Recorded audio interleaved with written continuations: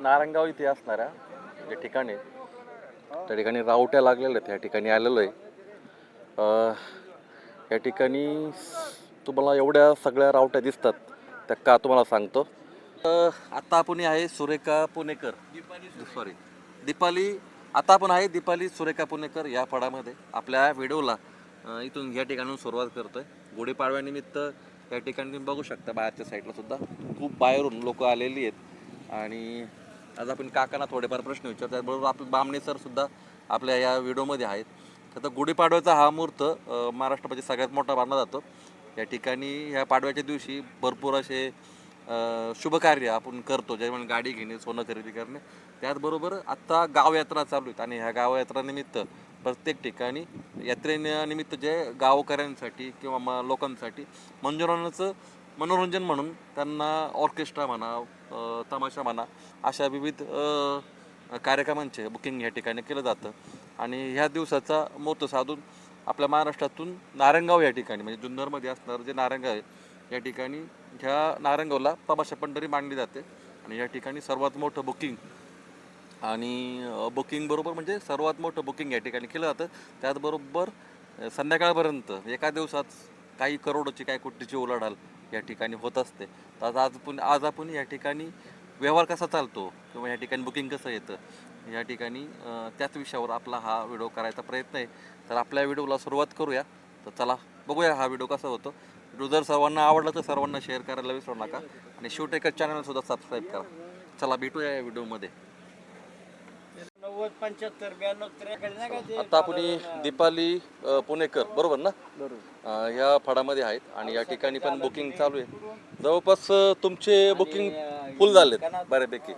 काय कसं असतं गुढीपाडव्यानिमित्त तुम्ही या ठिकाणी भरपूर मोठ्या प्रमाणात गर्दी होते. महाराष्ट्राच्या बाहेरून सुद्धा लोक या ठिकाणी बुकिंगमध्ये येत असतात. तर आता पारंपरिक आणि आताचा जो तमाशा आहे याच्यात काय फरक आहे, बुकिंगचं कसं काय, याच्याबद्दल तुम्ही काय सांगाल जरा मला. आता पारंपरिक पद्धतीने तमाशा आता तशा पद्धतीने पब्लिकला जे लागतं गाणी गणगवळण कमी बघतात. आता पारंपरिक पद्धती तमाशा कमी झालेला आहे. बरोबर आलं का ध्यानात, लोकांना लागल त्या पद्धतीने करावं लागतं आम्हाला. अशा पद्धतीने तमाशा आता या सीझनला तुमचं किती बुकिंग झालंय? आता आमचं जवळ निम्म्याच्या पुढे झालं. बरोबर. आता तुमच्यात आत्ताची या सीझनला तुमची कमीत कमी सुपारी कशी आहे, म्हणजे जास्तीत जास्त आणि कमीत कमी तुमची सुपारी किती आहे आता? 2-2.5 लाखापर्यंत. 2-2.5 लाखापर्यंत. संच म्हणजे किती लोकांचा एक संच असतो? 55 लोकांचा संच आमचा. 55 लोकांचा. पण ठीक आहे, तुमच्या ह्या तमाशाला सुरुवात किती साली झाली, काय कसं झालं, काय माहिती जर तमाशाबद्दल थोडी हिस्ट्री सांगा, तुमच्या फळाबद्दल सांगा थोडी. आता हा तमाशा जवळ 7-8 वर्षापासून चालू आहे बरं का. बरं. त्यातून मी आता ह्या वर्षी त्यांच्याकडे मॅनेजमेंट करतो. त्याच्या अगोदर आता दुसरे होते मॅनेजर, पण 7-8 वर्षापासून हा तमाशा चालू आहे. त्याच्या समस्या काय, अडचणी काय? आता अडचणी, आर्थिक अडचणी बऱ्याचशा समस्या आहेत. त्याच्यात शासनाकडून काय मानधन मिळत नाही, अशा पद्धतीच्या बऱ्याचशा अडचणी आहेत. चाललंय आपलं तसंच. आता काय परीक्षे पैसे भेटतात भेटतात, परंतु असे खर्च आहे त्याला. कलाकारांना पगार आहेत तेवढे, गाड्यांचे भाडे आहेत, लाईट भाडे आणि खर्च आहे. याच्यातून रावटी खर्च आहे नाही. काही लोकांकडून व्याजाने पैसे घ्यावे लागतात आणि त्याच्या वेळी चालू करायला लागतं. बरोबर आहे. आणि ते सगळं भागवता काही शिल्लक राहत नाही. शिल्लक राहत नाही, पुन्हा वर्ष काढायचं असतं. पुन्हा परत लगेच कर्ज करून दुसऱ्याकडून पैसे घ्यायचे. अशा पद्धतीने हे चालू आहे. त्याच्यामुळे तमाशा आज लोप पावत चालले. त्या लोप पावत चालले. याच्यात काय पार्ट्या बंद पडल्याच्यामुळे कर्ज बाजारामुळे असं झालेलं आहे. साधारण आता या नारायणगाव परिसरात, या परिसरात किती पार्ट्या असतील? ह्या सगळ्यांना 30 पार्ट्या आहेत. 30 पार्ट्या. हा, तरी यावेळेस 2 कमी पडल्यात. अच्छा. आता याच्यात अडचणी गाव पातळी आता यांच्यावर नाही, गाव पातळीवर समजा ग्रामीण भागात तमाशा करतात तर त्या लोकांमुळे काही त्रास होतो का? लोक हा, आता ही पोरं कशी पिक्चर पाहून थोडीशी येण्यासारखी करतात, जवान मुलींना थोडी त्रास करतात. हा, असं आहे ते. त्यांना ती फाड अमुक कर तमुक कर असे त्रास देतात. काही गावात आता काही गावात ठीक चांगली माणसं आहेत, काही गावात अशी पण आहेत. आजूबाजूचं पब्लिक येतच ना. बरोबर आहे. अशा पद्धतीने त्रास चालूच आहे. पण तेवढं सहन करावंच लागतं. त्याला न इलाज करावं लागतात, काही इलाज नाही त्याला. उदाहरण कलावंतांचा याच्यावर. पहाटेपर्यंत साधारण किती वाजेपर्यंत तमाशा चालतो? हा, शासकीय टायमिंगनुसार 12 वाजेपर्यंत असा. सुरू करायला छबिना वगैरे जायला उशीर. हा, ते यात्रेचे तमाशे आता चालतात त्याच्या पण 9 ते 12 ही टायमिंग आहे शासकीय टायमिंग. समजा आदल्या रात्री तमाशा झाला, दुसऱ्या दिवशी पुन्हा सकाळी हजेरी, त्याच दिवशी संध्याकाळी पुन्हा तमाशा. याचं नियोजन कसं करता? आता याच्यात बघा हजेरी झाली, हा. तमाशा संपल्यानंतर 1 तासभर त्यांना झोप मिळते थोडीफार, आणि त्याच्यातून परत हजेरीला उठवायची. हजेरीला उठवल्यानंतर हजेरी झाल्यानंतर मग आता जेवण खाऊन करायचं आणि दुसऱ्या गावाला निघायचं. मग गाडी जेवढी झोप मिळेल तेवढी झोप, आणि त्या गावात गेल्यानंतर मग सामान लावायचं. मग ते कुठंतरी इकडे तिकडे पडतात आपली जराशी, सामान लागलं म्हणजे ते आपल्या रावट्यामध्ये जातात. अशा पद्धतीने कमी झोप मिळते त्यांना. कमी झोपेत हा, करावं लागतं. कसं तरी आपलं करून थोडीफार झोप घ्यायची असं, अशा पद्धतीचं. साधारण तुमचं तमाशाचं सीझन आहे, तर किती महिने चालतं, किती ते किती हे चालतं? 7 आणि महिन्याचं सीझन आहे तसं. 7 महिन्याचं. हा, दसरा ते अक्षय तृतीया हा. किंवा बुद्ध पौर्णिमेपर्यंत अशा पद्धतीत चालतो. याच्यात जेवण टाईमशीर नाही, ॲसिडिटीचा प्रकार होतो, झोप नाही, जागरणामुळे कावीळ अमुक तर मग असे आजार होतात. आता त्याला विलाज नाही, विलाज नाही, पर्याय. पोटासाठी नसते परवा कशाला. अशा पद्धतीने तमाशा सृष्टी चालू आहे. आलं की ध्यानात, जीवाची पर्वा न करता हे काम चालू आहे. विठाबाईंची ती लावणी होती. हो, तर हे लोकरंजनासाठी काम चालू आहे. जगाच्या कल्याणात संतांच्या विभूती देह कष्ट होती परोपकारे, अशा पद्धतीने चालू आहे. आणि त्याच्यातून आपलं उदरनिर्वाह करायचा, अशा पद्धतीने चालू आहे. याच्यात फार काय मिळतं अशातला काय भाग नाही. हा, एक लोककला आहे, ती हा. परंपरा जपायची आहे, आणि एक छंद आहे. छंद. तुम्ही एक प्रश्न विचारा कॉमन. ठीक आहे. यात तमाशा कलावंत जे समजा तुमच्यात कॉमेडी असेल, गायक असतील, किंवा काय त्याला म्हणतात फार्स असतील, याच्यातले नामवंत कलाकार काही सांगता येतील का तुम्हाला? आता हे बघा, विठाबाई, दत्तोबा तांबे, चंद्रकांत ढवळपुरीकर, तुकाराम खेडकर, दत्ता माडिक असे महान कलाकार होऊन गेलेले. तर आता विठाबाईने राष्ट्रपती पद मिळवलेलं आहे. रघुवीर खेडकर आता त्यांना एक कुठला जीवन गौरव पुरस्कार मिळाला. 2 मिनिटात फोन करतो. जीवन गौरव पुरस्कार केंद्र शासनाकडून रघुभाऊला मिळाला. बोल परत एकदा. तर बऱ्याच तमाश फडमालकांना असे पुरस्कार मिळलेले. असे कोणते कलाकार की त्यांची तुम्हाला आजही आठवण येते, ते आता नाही येते? दत्ता माडिक सारखा कलाकार असा होणे नाही. गुलाबराव बोरगावकर, दत्ता माडिक हे होणार, यांच्यासारखे कलाकार होणार नाही आता. असे महान कलाकार होते. दत्तोबा तांबे. आता कलाकार कसे, आता पोटभर विद्या आहे फक्त. बरोबर आहे. हा, आता एवढं त्याच्या पद्धतीची नाही कलाकार राहिली. उत्पन्नाचं साधन बनवलं. नाही, पोटभर आहे काम आहे फक्त.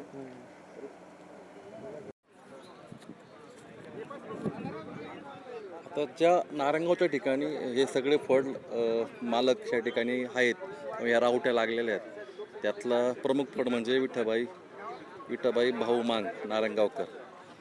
हे इथलं नारंगावचं किंवा जुन्नरचं एक तमाशा मंडळ आहे, आणि ह्या ठिकाणी मोठ्या प्रमाणात बुकिंग चालू आहे. आपण पाहू शकता बाहेर सगळी लोक जमलेली आहेत, आणि याच रावटीपासून आपण आपल्या व्हिडिओला सुरुवात करतोय. या ठिकाणी मॅनेजर आहेत. मॅनेजर, गुढीपाडव्यानिमित्त या ठिकाणी जे बुकिंग चालू आहेत, आणि आज युद्ध चालू आहेत, आणि त्या पार्श्वभूमीवर या ठिकाणी बुकिंगवर किंवा रसिकांवर काय परिणाम झाला आहे का, त्याच्याबद्दल काय सांगाल? माईक घ्या. नाही सर, युद्धाचा काही एक परिणाम नाही झालेला. हां हां. जे आपले रेग्युलरपणे आहे ते दरवर्षीप्रमाणे सालाबादप्रमाणे यात्रेचा उत्सव चांगला चालू आहे. आतापर्यंत तुम्हाला किती बुकिंग आलंय, कसं काय? आता आपलं जवळजवळ अर्ध्याच्या पुढे बुकिंग संपलेलं नाही, आहे. किती महिन्यापर्यंत तुमचं बुकिंग फुल झालंय? आता आपलं सगळं हे 4थ्या महिन्यापर्यंत बुकिंग. 4था महिना म्हणजे एप्रिल एप्रिल पर्यंत बुकिंग फुल झालेलं आहे. आता ही मंडळी आली ती कोणत्या गावातली आणि कुठून आलेली खोरोडीची मंडळी, खोरोडी. रोडे. यातले सरपंच कोण आहेत? माईक घ्या ना सर. नमस्कार सरपंच साहेब, तुम्ही कोणत्या गावातून आले, तुमचं नाव सांगा, आणि तुमच्या कोणत्या देवाची यात्रा आहे वगैरे, आणि काय कसं काय तुमचं नियोजन? आमची यात्रा जी आहे ते खादगुण बाबा पीर साहेब, आम्ही खोरोडी या गावातून आलेलो आहोत. बरं, खोरोडी अनिल सर्जेराव गोसावी, बरं. सरपंच तुमचं हा जे तुमचा व्यवहार ठरला आहे, हे बुकिंग झालं हे किती झाली? सुपारी कशी फायनल झाली? 1,85,000 रुपये आमची बुकिंग झालेली आहे. हां हां 1,85,000. 85,000. त्याच्यामध्ये तुम्ही काय मागणी केली? नेमकी तमाशा सगळ्यांना आवडतो, पण आजकालचे तमाशामध्ये तुम्हाला बहुतेक रंगबाजी जास्त लोकांना बहुतेक त्याच्यामध्ये आहेत, पण तुम्ही वग वगैरे किंवा जे काही पारंपरिक काय लावणे आहेत त्याच्यावर भर दिलाय का तुम्हाला लेडीज जास्त हवेत किंवा रंगबाजी जास्त हवी असं काही आहे का तुमचं आमच्या काही? गावामध्ये लहाना थोरापासून तमाशा पाहत असतात. हां त्यामुळं साहजिकच तरुणांना लावणीचा थोडा जास्त छंद आहे, त्यामुळे लावणीचा आम्ही मागणी केलेली आहे. वयस्कर माणसांना वगाची थोडी अपेक्षा असते, वगाची मागणी चांगल्या पद्धतीने केलेली आहे. बरं, म्हणजे पारंपरिक पारंपरिक संस्कृती तुम्ही जोर दिलेला आहे. पद्धतीची कला गावामध्ये झाली पाहिजे अशा स्वरूपाची आम्ही मागणी म्हणजे, केलेली आहे. हां, बरोबर. म्हणजे लहान म्हणजे तरुण वर्गाबरोबर फॅमिली पण आणि लेडीज पण बघतील अशा तुम्ही कार्यक्रमावर भर दिलेली आहे. हो. आजकालच्या जो प्रकार बदलला आहे, तुम्हाला सांगतो मॅनेजर, की तरुणांची जी मागणी आहे नेमकी कशी काय? एक तरुणाईला आता असं आहे सर, सगळं डिस्कोच गाणे वगैरे लागतात. हां हां पण काही आता ज्येष्ठ मंडळी गावात असतात, हां हां त्यांनी फरमाईश करतात का वगनाट्य पण झालं पाहिजे, पारंपरिकपणा जपला पाहिजे. हां हां. त्या हिशोबाने आम्ही सगळं त्यांच्या मागणीनुसार आम्ही पुरवठा करत असतो. ते जसं म्हणतील तसं. वग नाट्यावर किती परिणाम झाला? आता वगनाट्य होतं. वगनाट्य आता पूर्वीसारखं हे आता सगळं मोबाईलच्या युगामध्ये थोडा परिणामच आहे वगनाट्यावर. परंतु तरी पण जोपर्यंत हे ज्येष्ठ मंडळी आहे तोपर्यंत चालणारच आहे सगळं पारंपरिकपणा. ओके. पैशाचं विचारू नका म्हणे. पैशाचं पण विचारतो ना. चला आता दुसऱ्या ठिकाणी आलेलो आहे आज आपण. शिवकन्या बडे, वग सम्राट हरिभाऊ बडे यांची नात. तर ह्या ठिकाणी सुद्धा हे गावकरी आलेले आहेत आणि ह्या गावकऱ्यांनी बुकिंग केलेलं आहेत. आपण पहिल्यांदा मॅनेजर बरोबर बोलूया. मॅनेजर साहेब, आज गुढीपाडव्यानिमित्त तुम्हाला आतापर्यंत किती बुकिंग आलं आणि लोकांचं जे आहे गावकऱ्यांचा तो उत्साह कसा आहे? चांगला मस्त आहे. हां, 10 कार्यक्रम झाले एंगेज आता. हो, आज 10 सकाळ- कार्यक्रम हा, आतापर्यंत. सकाळपासून. आता हे कोणत्या गावकऱ्यांनी तुमच्याकडे येऊन बुकिंग केलं आणि किती रुपयाला म्हणजे? सावरगाव घुले ओके. काय सुपारी तालुका ठरली, कशी काय? हा, सुपारी काय? 2,01,000. कार्यक्रमाचं नियोजन कसं काय त्यांचं? म्हणजे फक्त रात्रीचा कार्यक्रम तमाशा? रात्रीचा होईल हा. 10 ते 3. हां, सकाळी 9 ते 11 हजेरी होणार आहे. बरं 10 ते 3 ह्याच्यामध्ये तुमचे काय काय कार्यक्रम ठरलेले आहेत? वगनाट्य होतं, फारसं होतं, त्याच्यात कॉमेंट्री होती, गाणे होते. हो. बरं, रंगबाजी वगैरे? हा, रंगबाजी होती ना, तेच गाणे त्याला रंगबाजी आहे. बरं, पारंपरिक तमाशा सकाळी होते पारंपरिक तमाशा. सकाळी पारंपरिक खरं पूर्ण मराठी तमाशा सकाळी. आणि रात्रीचा काय वेगळा फरक रात्री काय? हिंदी मध्ये सगळे असतं ते. फक्त सगळी गाणी. पारंपरिक तमाशा सकाळी होते. सकाळी हो. म्हणजे संध्याकाळचा जो आहे तो थोडासा ऑर्केस्ट्रा बदलला type होता, ऑर्केस्ट्रा. बरं, वग कोणता ठरवला तुम्ही याच्यामध्ये? त्याच्यात नाती तुटली माहेरची बघनाट्य. बरं, प्रज्वल, तुमचे सरपंच कोण आहेत की जे तमाशा ठरवायला आले? माईक घ्या. सरपंच नाही, ठीक आहे, माईक घ्या. मी ग्रामस्थ आहे. नमस्कार ग्रामस्थ. तुम्ही कोणत्या गावावर आले आणि तुमचं नाव काय? आम्ही सावरगाव गुले, तालुका संगमनेर, जिल्हा अहिल्यानगर. बरं, कशी ठरली तुमची या ठिकाणी सुपारी आणि कोणता दिवस आहे, कोणती यात्रा आहे? आमची चैत्र पौर्णिमेची यात्रा असते, बरं, खंडोबाची यात्रा असते. तुमचं यात्रेचं नियोजन सांगा, कसं काय यात्रेचं नियोजन? यात्रेचं नियोजन आमचं बैलगाडा शर्यती असतात, हां हां त्यानंतर मनोरंजनाचा कार्यक्रम असतो. हां हां. दुसऱ्या दिवशी कुस्त्यांचा जंगी हगामा असतो बरं, आणि त्यानंतर तिसऱ्या दिवशी आमचा छबिना असतो देवाचा, आणि त्यानंतर कार्यक्रमाची सांगता होते. एकूण तुमचं यात्रेचं बजेट किती आहे? आमचं यात्रेचं बजेट असं थोडं कमी आहे. आम्ही पाठरभागावरचे लोक आहे. हां हां. आमचं आर्थिक बाजू जरा थोडी कमकुवत होते, 4 लाखाचं असतं. तरी पण 3-4 लाखापर्यंत आमचं बजेट असतं. बरं, तर तमाशा ठरवताना तुम्हाला इथं काही अडचणी आल्या का किंवा काय कसं काय बुकिंग वगैरे सगळं भेटलं व्यवस्थित? आता अडचणी येतातच. जे चैत्र पौर्णिमा म्हणजे खूप दाट तिथं असते हां हां. आणि मोठाले तमाशे आम्हाला परवडत नाही. परवडत नाही. म्हणजे आता आम्ही जे केले डेअरिंग केली ही आमची भरपूर डेअरिंग झाली. पण गुढीपाडव्याला काय होतं, शक्यतो जास्त बुकिंग होतं आणि त्यावेळी तमाशे भेटत नाही कधी असं. नाही, आणि काय होतं, चैत्र पौर्णिमेची ही ती खूप दाट असते. खंडोबाची सर्व दूर यात्रा असतात, ठीक आहे, त्याच्यामुळं तमाशा मिळणं फारच दुरापास्त असते. ठीक आहे, धन्यवाद. या ठिकाणी एक संगमनेरवरून गावकरी आलेले आहेत. किसन शिवराम पाटील पानसरे. ठीक आहे, संगमनेर तालुक्यातले आहेत. हां, काका, तुमचं नाव काय आणि तुम्ही नारायणगावमध्ये तुम्ही दरवर्षी गुढीपाडव्याला येतो. या ठिकाणी येता, काय सांगाल तुम्ही या ठिकाणी? ह्या ठिकाणचं सांगायसारखं इतकं हे की ज्याचं नाव आहे. इथं महाराष्ट्रामध्ये नारायणगाव हे कला केंद्राचं माहेरघर आहे आणि म्हणून इथं महाराष्ट्रातले सर्व काही लोक यात्रा ज्या ज्या गावांनी चांगल्या नामवंत यात्रा भरतात तेवढी गावातली कार्यकर्ते इथे येतात. इथं आल्याच्या नंतर ही नुसती येत नाही तर इथून कलाकार घेऊन जातात आणि इथं कलेचं माहेरघर असल्यामुळं जरी ही गंमत नसली तर ती नसली तर ती, अशा कितीतरी गमती इथं आहेत. आणि म्हणून कोणती ना कोणती गंमत ते लोक गावची कार्यकर्ते घेऊन जातात. गावामध्ये यात्रेमुळं तमाशा असला म्हणजे यात्रेला शोभा आहे, नाही तर तमाशा नसला तर किती भारी यात्रा भरवली तर तमाशाला काही किंमत यात्रेला काही किंमत नाही. आणि म्हणून आज कलाकाराची कदर करणारी जनता थोडी राहिलेली. मला तर असं म्हणायचं आहे की कलाकार जगला तर आपण जगू, असं या मताचा मी आहे. कारण का आज महाराष्ट्रामध्ये कला मानणारी जनता कमी झाली. मोबाईलवर व्हॉट्सअप निघाला, फॉट्सअप निघाला आणि याच्यामुळं काय झालं आहे, खरी कला जिवंत ठेवायचं काम काही मान्यवर किंवा काही पोरं मंडळी तर हे कमी झालेले. आणि म्हणून आज जर तुम्हाला सांगतो खरी जर कला असेल तर तमाशा हे जिवंत केंद्र आहे, जिवंत कला आहे. ह्या कलेच्या बाबतीत प्रत्येकाने असं ठरवलं पाहिजे, ही जर कला जगली तर आपण जगू. आणि म्हणून आज तमाशगिरांच्या बाबतीमध्ये काही गावांनी तर तमाशे होऊ देते नाही अशी पोरं आहेत. कारण काही ठिकाणी 2 गट आहे, एक गट दगड मारतो, दुसरा गट चांगलं म्हणतो, परंतु त्यामध्ये गावाची हानी आहे, कलाकारांची हानी आहे. असा प्रकार झाला नाही पाहिजे. असं ठोक निर्णय की ही जिवंत कला आपण जोपायची जबाबदारी आपली. गावची जी काही कार्यकर्ते असतील त्यांची, कार्यकर्त्यांच्या कधी डोक्यावून जाते, त्यासाठी यंत्रणा वापरली पाहिजे या मताचा मी आहे. या ठिकाणी गुढीपाडव्याच्या दिवशी आलेत, या ठिकाणी तुम्ही आज कोणता तमाशा बुक केला? आज आम्ही आता तमाशा, काय नाव आपलं, दीपाली सुरेखा पुणेकर. आज पाडव्याच्या निमित्ताने आम्ही इथं आमच्या गावचे जवळपास 15-16 कार्यकर्ते आलेलो आहे. सरपंच, उपसरपंच, चेअरमन बिरमन अशी आमची मोठीच टीम आहे आणि दरवर्षीच येतो असतो. गावगाड्याची अजून जबाबदारी बहुतेक तुमच्या ज्येष्ठ नागरिक किंवा वयस्कर लोकांवर आहे. हा, जवळपास तुमचा तरुणांच्या हातामध्ये गेला नाही आम्हीच अजून नाही.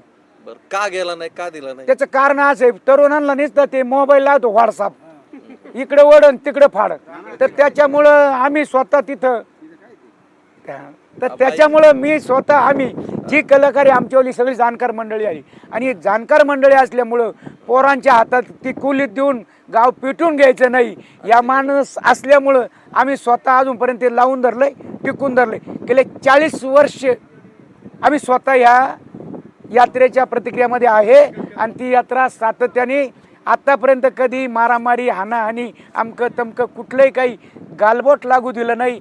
हे आमची खरी खाती आहे. तुमच्या गावामध्ये ही लोक जे तमासगीर मंडळी आहेत हे प्रत्येक भागातून वेगवेगळ्या याच्यामधून आलेल्या असतात, परिस्थिती झुंजलेल्या असतात. बरोबर. तर तुमच्या गावामध्ये आल्यानंतर ते तुमची कला सादर करतात. त्या कला सादर करताना तुम्ही त्यांची सेवा कशी करता? सेवा म्हणजे त्यांची राहण्याची सोय कशी करता, काय कसं करता? आमच्याकडं कलाकाराला पहिलं बऱ्याच वेळा असं व्हायचं की आम्ही त्यांना जेवण द्यायचो आमकं, पण 2 वर्षापासून आम्ही तो पायंडा बदलून टाकला. आम्ही ठरवलं कलाकाराला बिजेगिरी काय द्यायची, 10 रुपये द्यायची का 20 रुपये द्यायची, परंतु त्यांचं जेवणाच्या याच्या भानगडीत पडत नाही. आता आम्ही एकच ठरवलंय, कलाकारांना टँकर पाण्याचा द्यायचा, कलाकारांना राहायची सोय एकदम व्यवस्थित द्यायची, त्यांना कुठेही गालबोट लागणार नाही, त्यांचं कुठेही कणातीला कोणी धक्का लावणार नाही. ही जबाबदारी आम्ही एवढी 2-3 गोष्टीची पार पाडतो. तमाशामध्ये कुठेही हेळसांड होणार नाही यासाठी आम्ही स्वतः कटिबद्ध उभं राहतो, जेणेकरून कुठल्याच प्रकारचं गालबोट लागणार नाही. ही काळजी सातत्याने आपल्या गावचे कार्यकर्ते सर्वच घेतात. आणि चालू असताना काय होतं की बरेचदा गावकरी त्या कार्यक्रमामध्ये व्यस्त असतात आणि जे तुम्ही निवडलेले जे कार्यकरी असतात ते पण त्याच्यामध्ये व्यस्त असतात. मग ज्यावेळेस कधी भांडणं होतात, कधी काही लोक पडतच घुसतात मागच्या साईडनी, असे गुण होतात, त्यावेळेस तुम्ही नियंत्रण कसं चालतं त्याच्यावर? त्यावेळेला मी स्वतःचा असतोय. मुद्दा असा आहे इकडे बा, आम्ही टायमिंग करार लिहिताना सांगतो, तमाशा 9:30ला चालू झाला पाहिजे. हा टायमिंगला 9:30ला नारळ फोडला की तमाशा सुरू. किती लोक आली इकडे जायचं नाही. मुद्दा असा आहे, कोण गडबड करायला गबस, ही भूमिका असते. तिथे कार्यकर्ते सर्वच असतात असं नाही. आमच्या गावामध्ये पद्धत आहे, काही गावांनी यात्रा असते आणि आमच्या गावामध्ये जत्रा आहे. जत्रा म्हणजे मटण, दारू सगळं, आणि म्हणून सगळेच कार्यकर्त्यांना येणे शक्य होत नाही. परंतु मी थोडा माळकरी असल्यामुळं आणि बरेच कार्यकर्ते आमचे स्टीममध्ये माळकरी आहेत आणि म्हणून मग आम्ही 10-5 जण जमलो की अगदी जिथल्या तिथं ते काम फिट करतोय. असं एकंदरीत गावाचं गणित आहे. बरोबर. तुमची जत्रा आहे, मला जत्रेला तुमच्या यायला आवडेल. आमच्या इकडे यात्राच भरते, त्याच्यामुळे मला असं काही मटण बिटन खायला भेटत नाही, पण पुढच्या यावर्षी नक्की येईल. या जरूर पण धन्यवाद, तुमची ती प्रतिक्रिया खूप सुंदर दिली. आणि तुमच्या असे ते तडफदार खरंच तरुण वर्गावर तुमच्यासारखे एक नेतृत्व असं पाहिजे की त्याच्यावर ते वचक ठेवत किंवा ते नियंत्रण ठेवत. आम्ही ते अजूनपर्यंत ठेवलाय. धन्यवाद. या ठिकाणी त्यांचा व्यवहार पूर्ण झालेला आहे आणि संगमनेरवाल्यांनी येणार नाही का येत आहे की त्याची सुपारी फायनल झाली. सुपारी कितीला ठरली तुमची? सुपारी कितीला ठरली? 82,000. 82,000. अरे वा.